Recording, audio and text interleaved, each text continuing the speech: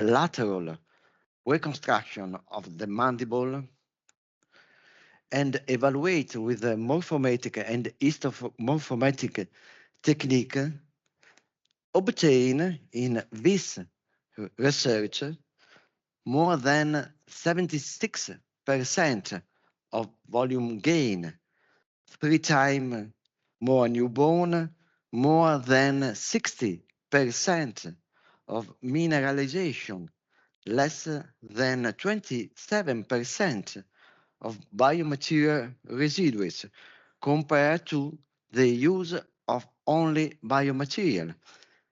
And in this picture, it's possible to compare the results of the two different biomaterial used, biomaterial alone and biomaterial with hyaluronic acid. So newborn 37% instead of 13%. Mineralization 68% instead of 42%. The conclusion was that the combination of biomaterial and hyaluronic acid may improve the quality and the quantity of bone formed.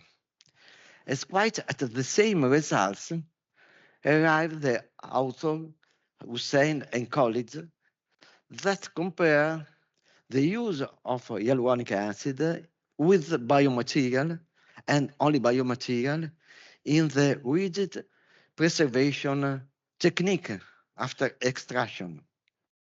And they also proved that using biomaterial with hyaluronic acid is possible to have a volume stability, more new bone, more remodeling and encapsulation of the bone, more density of the bone, and it's possible to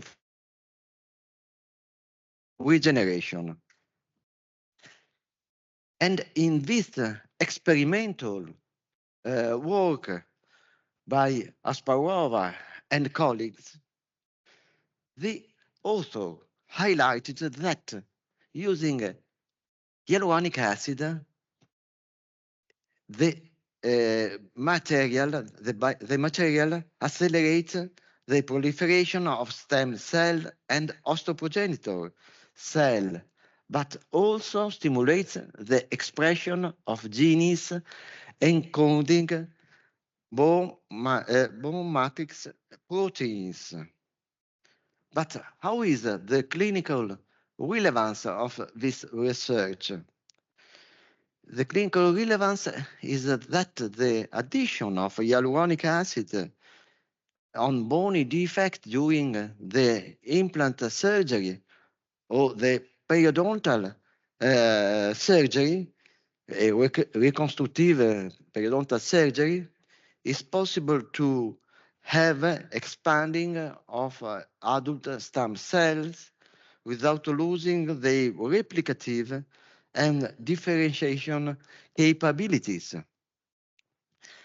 And in this publication by Bilan and Friedman and colleagues, that where they used hyaluronic acid with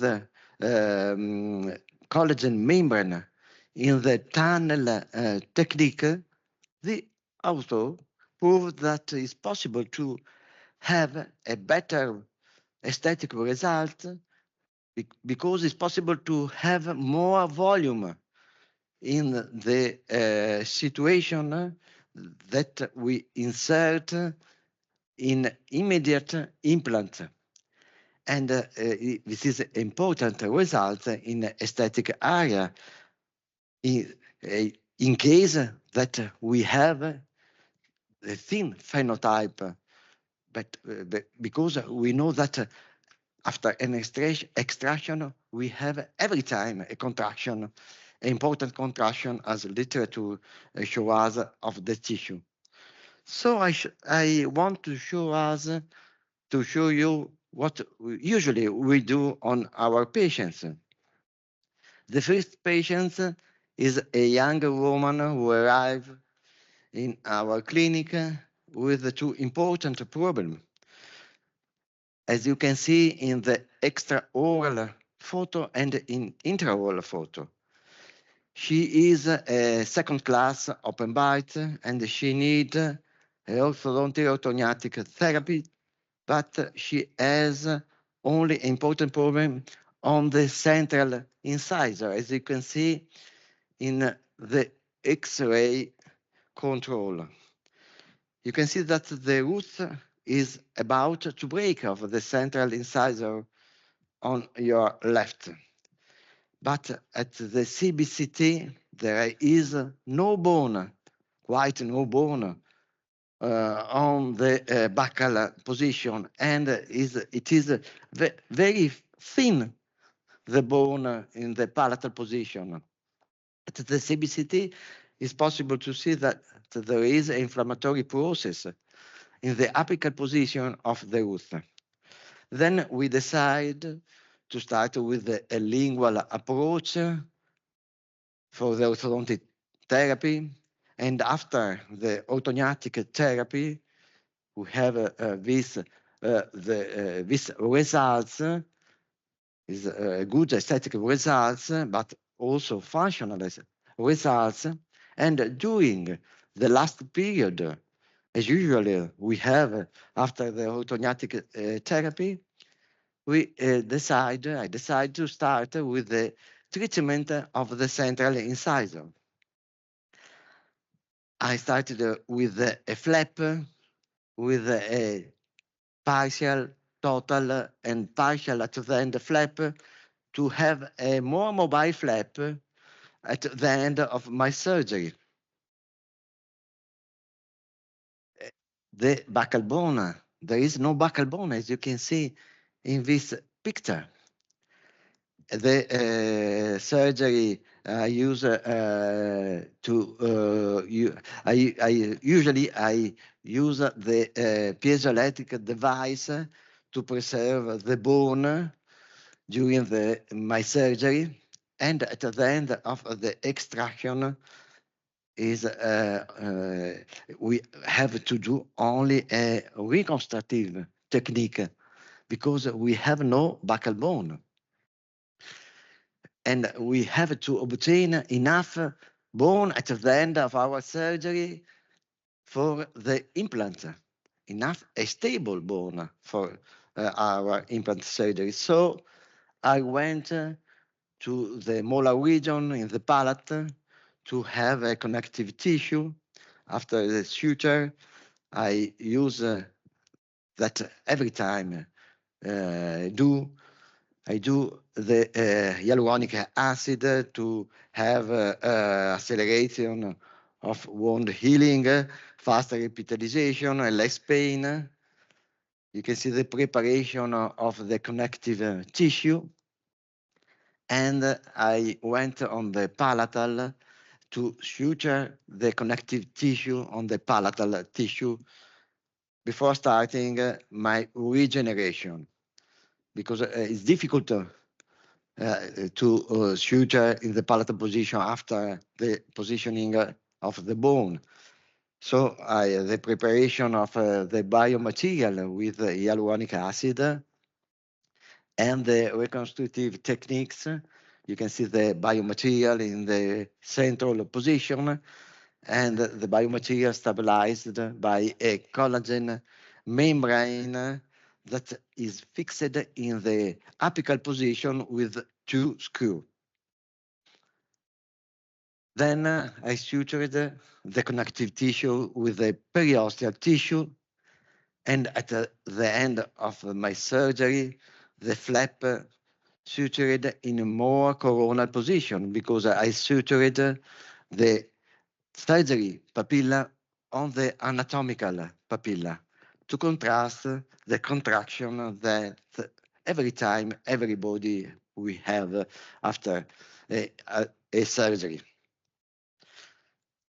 The patients after 4 or 5 months, I started with a little peeling to have more aesthetic final results, and a small flap to preserve the 2 papilla.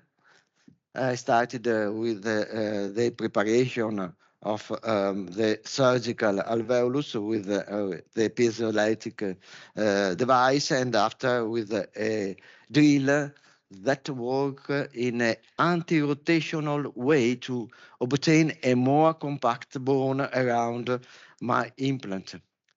The implant insertion with a screw, but that is not the thin screw, but is 3 millimeter to suture the flap on my screw to stabilize the blood during at the end of the surgery and to obtain more connective tissue that is important for the aesthetic result. The X-ray control, the patients after 2 weeks that when came back for the control, and after 2 months. After 6 months, we started with the provisional condition of the tissue. This is an important phase for the aesthetic final results. And you can notice how beautiful, how the characteristic of the soft tissue. If you have this quantity and the quality of the soft tissue with the correct vascularization, you are sure that this soft tissue is stable year by year.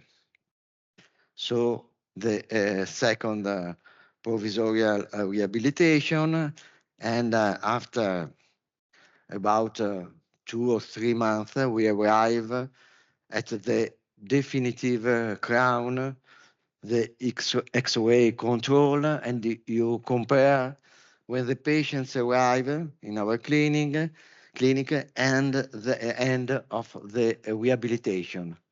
And it's possible to see that the level of the soft tissue are stable and the papilla configuration is maintained in their position. So it's possible to have a good aesthetic but also functional results. The second patient arrived, I want to show you, arrived in our clinic in this situation. She need of orthodontic, prothetic, conservative, endodontic surgery treatment, but for the time we concentrate only on anterior area, where we did orthodontic therapy to obtain a correct level, a correct papilla in the frontal area, and at the end of our rehabilitation it's possible to have a good aesthetic and functional results. The patients in a routine control after 8 years, when I arrived on the chair, I saw that the level of the two central incisors are different. And it was the first time. Then I did a X-ray control and I saw the resorption of the root that might happen in the teeth that we did endodontic treatment. Also, but is especially happen if we do the second endodontic treatment. Is possible that after some years can happen the resorption of the root. And at CBCT control, we can see that we don't have enough buccal bone. And we know, as literature show us, that after an extraction, we have for the for the osteoclastic activity, and more resorption of the buccal bone than the palatal bone, with horizontal but also vertical resorption. So in the aesthetic area, it's very difficult to obtain a correct functional and aesthetic results. And by literature, we know that 87% of our patients has less than 1 millimeter of buccal bone. And we know that this buccal bone will reabsorb every time. Then we must think at the augmentation procedure if we want to have a correct volume, a correct aesthetic, functional results. So I did a small flap to preserve the papilla, and as usual, I started with the piezoelectric technique to preserve the bone more is possible. And at the end of the extraction, you can see the resorption of the root, but above all, the thin buccal bone. And this thin buccal bone is important in the first period for our regeneration. So I started with the preparation of the surgical alveolus with the piezoelectric device, and after with the drill, the implant insertion, that it is very stable. So it's possible to do immediate loading.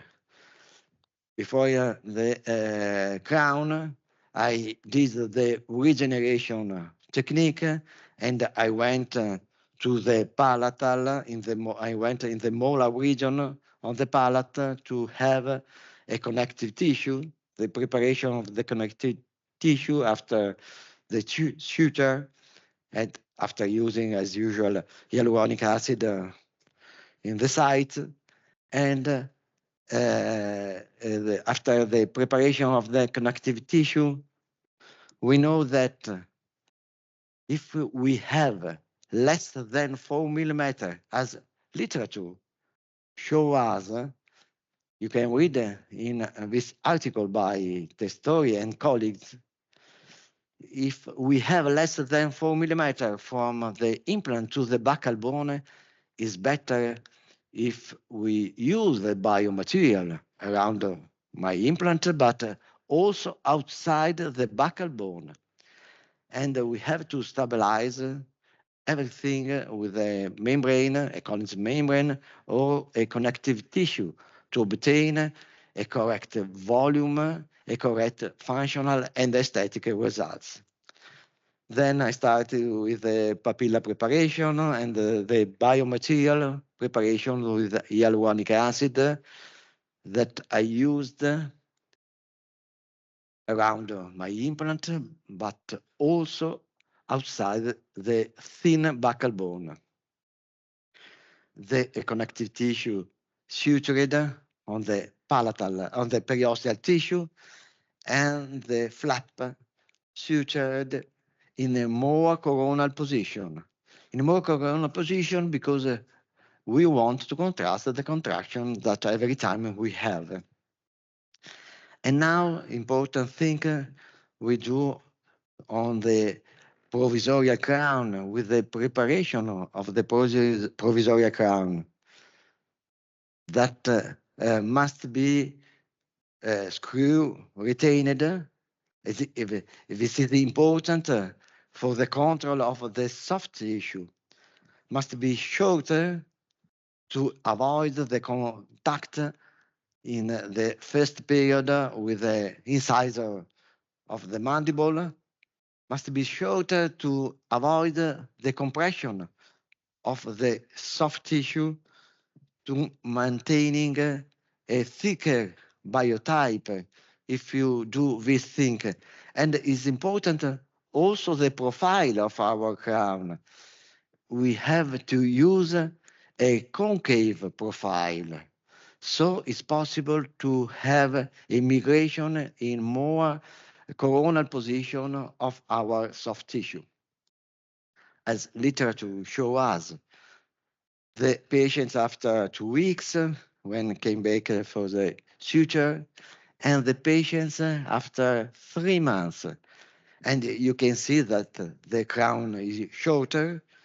We respect the soft tissue, but this picture highlights the good vascularization that there is in this position. And we wait for the osseointegration of my implant and for the stabilization of the soft tissue. The patients, after 6 months, with the definitive abutment, zirconia abutment, and the definitive crown, the smile of the patients, and the aesthetic results. And you can see that we maintained the correct level of the soft tissue and the correct configuration of the papilla on our implants with a correct aesthetic result.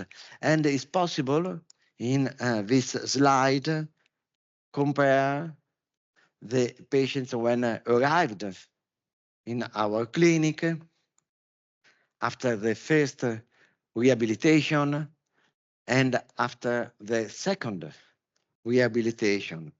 And the first and the second rehabilitation are quite the same results. In my conclusion, I can say that hyaluronic acid accelerates the proliferation of stem cell and osteoprogenitor cells and stabilize cloth and volume. It's important to obtain less percentage of biomaterial residues and more quality and quantity of the bone. It's important to have a less post-surgical pain and better aesthetic results. Then I want to thank my colleagues that help me, that work with me in my clinic and help me in this multidisciplinary patients and permit me to show you the result. And thank you for your attention.